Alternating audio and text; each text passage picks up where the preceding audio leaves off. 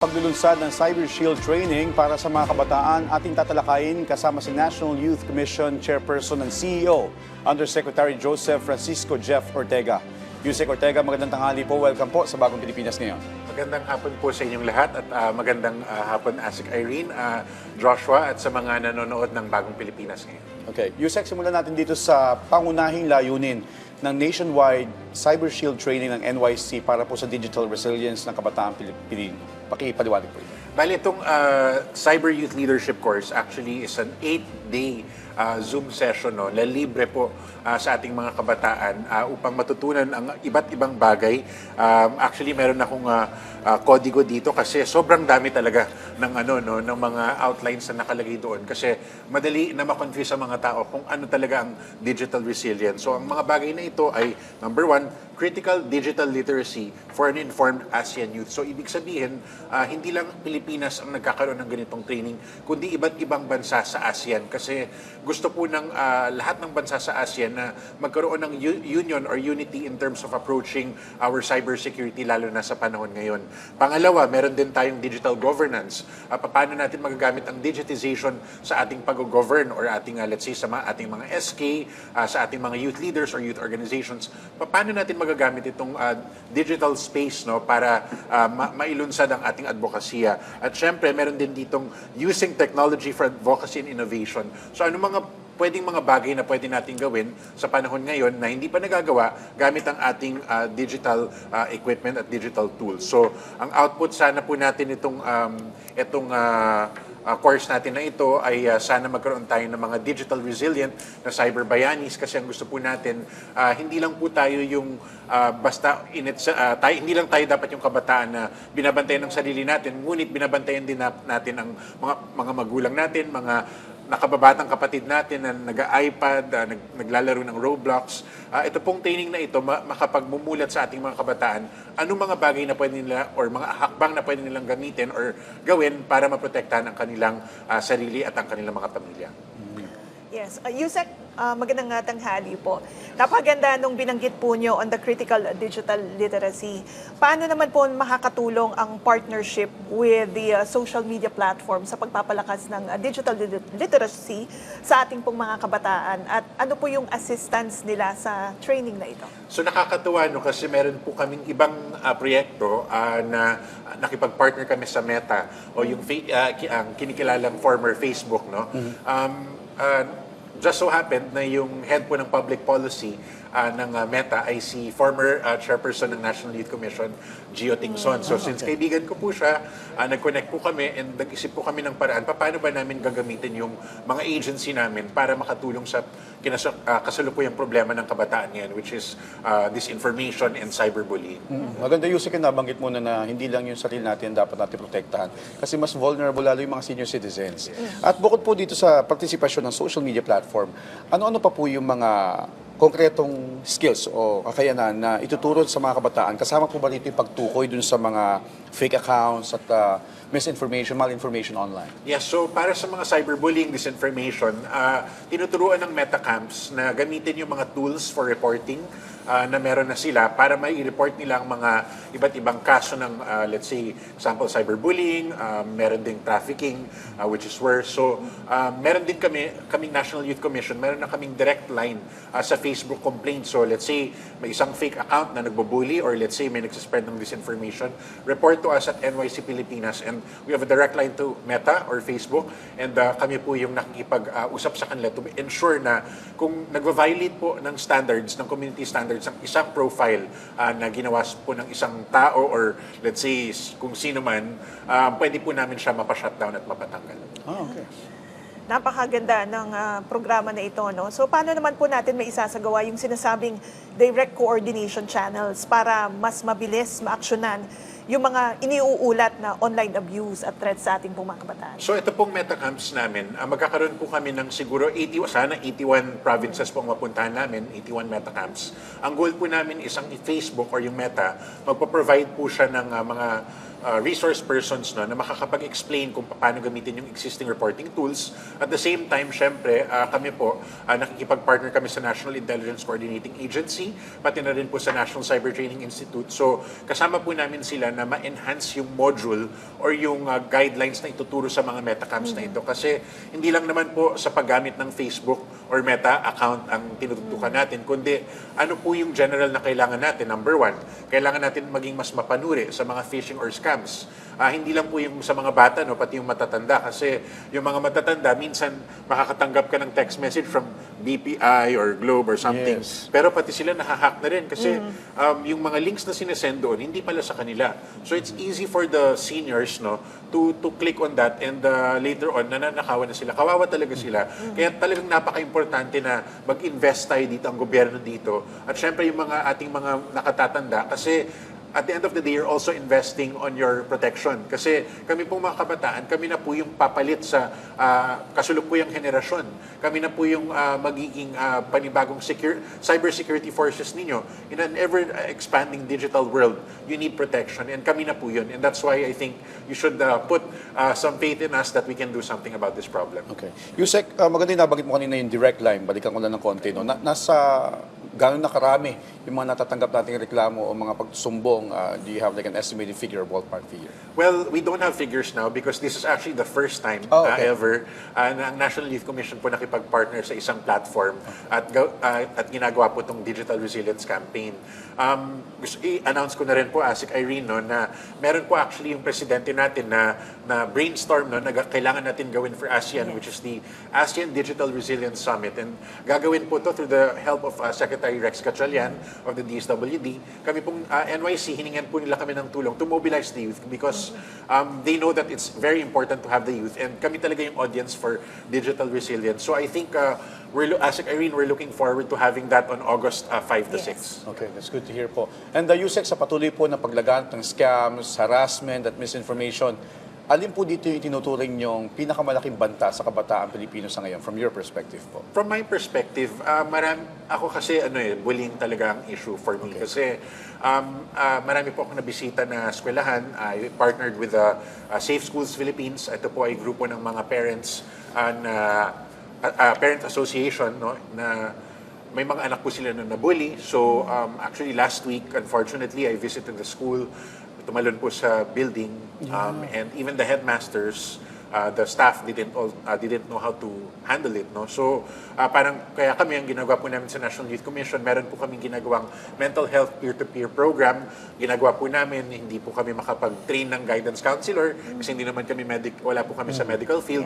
Pero at the very least, we can train peer-to-peer kasi ito pong peer-to-peer na to, mga volunteers na ito, may mga nararamdaman na pong mga depression, anxiety, nag-heal na po sila. Sometimes they're continuously healing. Parang naging kuya at ate po sila. And so we train them and we send them to schools or to LGUs or to barangays in case na may mga mga nahihiyang mga kabataan sa mga kanilang barangay health office na kumbaga kasi ang problema sa barangay lahat magkakakilala. Yes. So kung mag-report ang isang tao sa barangay health office, minsan nachichismis sila. Yun. So may stigma po and that's why kami sa National Youth Commission we're providing a different avenue na hindi sila matakot and nandito po kami kahit papaano matulungan namin sila kahit hindi po kami medical professionals. Yes, napakaganda ng nasabi ni Yusek. You've mentioned also, Yusek, yung meaningful participation ng ating pong mga kabataan. Meron po ba kayong mekanismo para masukat yung effectiveness ng mga trainings o yung mga programs na ginagawa natin sa iba't ibang rehiyon? And paano po natin ginagawa ang mga ito?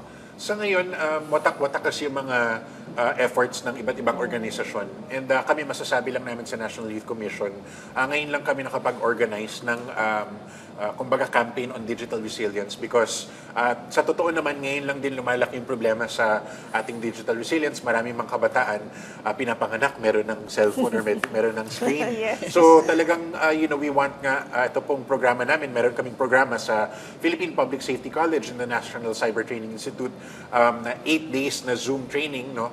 Masa-certify po namin kayo and this is for free.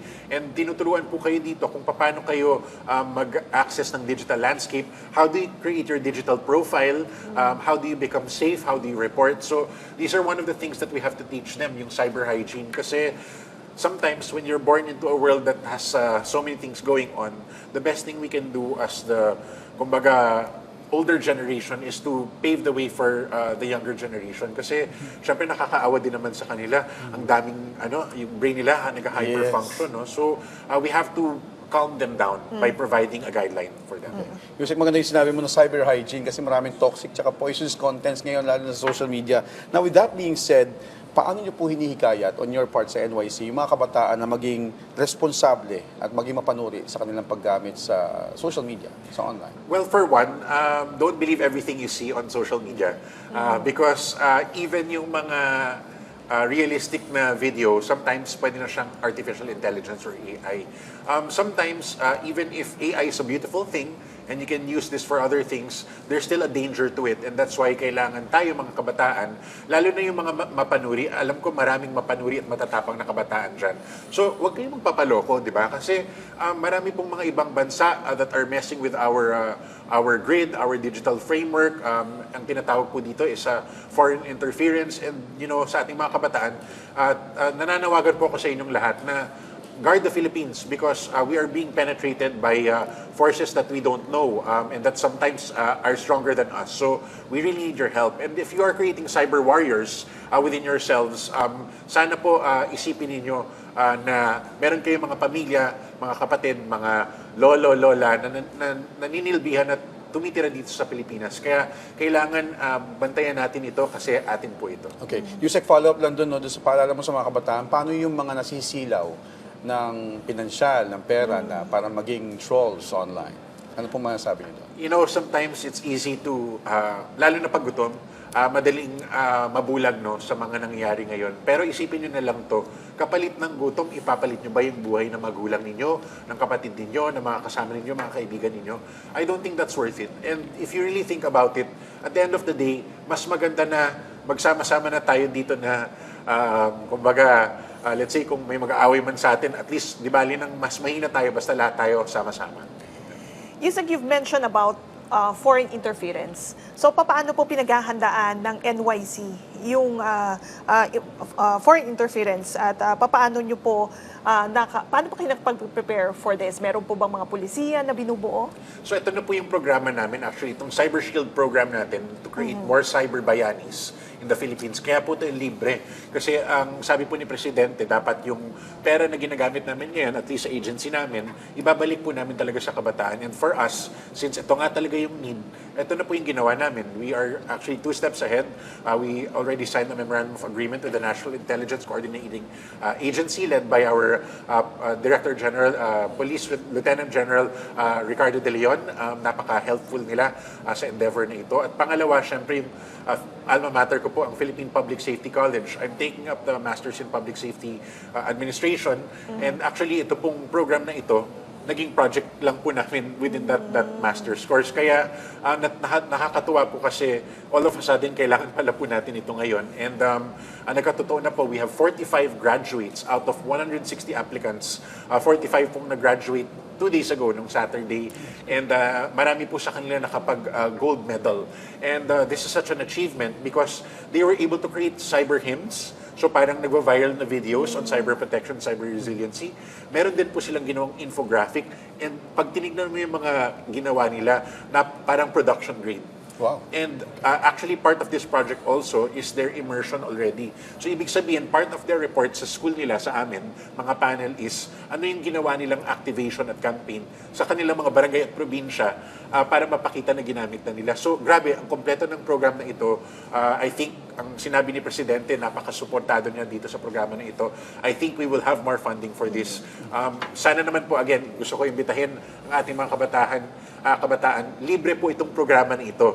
So, try to apply kung gusto niyo po, kung interesado kayo maging cyber bayani for ating Cyber Safe Filipinas. And you can email us at info@nyc.gov.ph. Okay, panghuli na lamang on my part, Yusek, maliban po dito sa programa na itong Cyber Shield Training and pagiging isang cyber bayani, ano po yung mga ibang programa na tinututukan ng NYC? Bali, meron pa po kaming gagawing metacamps next year. This year na po pala. Magkakaroon po kami ng metacamps sa 17 or 18 regions natin. May magsisimula po ito sa second semester. Pupunta po ang Meta Team, ang NICA, ang PPSC at National Cyber Training Institute alongside with NYC sa ating mga rehiyon at hopefully makapag-gather po kayo ng mga SK, Local Youth Development Officers at ang ating mga youth organizations para makapag-attend sa Meta Camps na ito. Well, with that, Yusek, hingin po namin ang inyong mensahe para sa ating mga kabataan na nakatutok sa atin ngayong tanghali. Para sa ating mga kabataan, nananawagan po ako sa inyo. I know marami nang nangyayari ngayon sa Pilipinas. Maraming korupsyon, maraming mga mudslinging nangyayari. Pero habang nangyayari po yun, marami pa rin pong taong nagugutom. Habang nangyayari yun, kailangan patuloy pa rin ang trabaho natin. Kaya tayo mga kabataan, while we are preparing for our future, we have to upskill ourselves, we have to train ourselves. And alam niyo po, marami pong mga nangyayari outside of our country. And sometimes this is inevitable. That's why outside of prayer, you have to make sure that you teach yourself how to be a better person for the country. And 3 things I always say sa ating mga kabataan, no? Keep the faith, the hope, and the love. Keep the faith in the Lord na hindi kayo bibigyan ng challenge na hindi nyo kakayanin kahit gaano pa yun kahirap. Keep the love for those, especially doon sa mga nagsasuffer sa masamang mental health kasi lahat po ng tao may pinagdadaanan, mayaman or mahirap, wala pong exception yan. And huwag niyo pong kakalimutan na mahalin ang sarili ninyo dahil kung hindi niyo kaya mahalin ang sarili ninyo, hindi niyo kaya magmahal ng iba. And lastly, sa lahat ng mangyayaring gulo ngayon, wag po kayo mawawalan ng pag-asa. Nandito pa rin ang mga kabataan. Tulungan niyo po ako na maisulong kayo sa ating gobyerno and sana sa 2028, bumoto po kayo ng tama sa barangay SK elections, bumoto po kayo ng tama. Maraming salamat po. And with that, maraming salamat po sa inyong oras, National Youth Commission Chairperson and CEO Undersecretary Joseph Francisco Jeff Ortega. Thank you, Yusek. Thank you po. Thank you, Asik Erin and Joshua.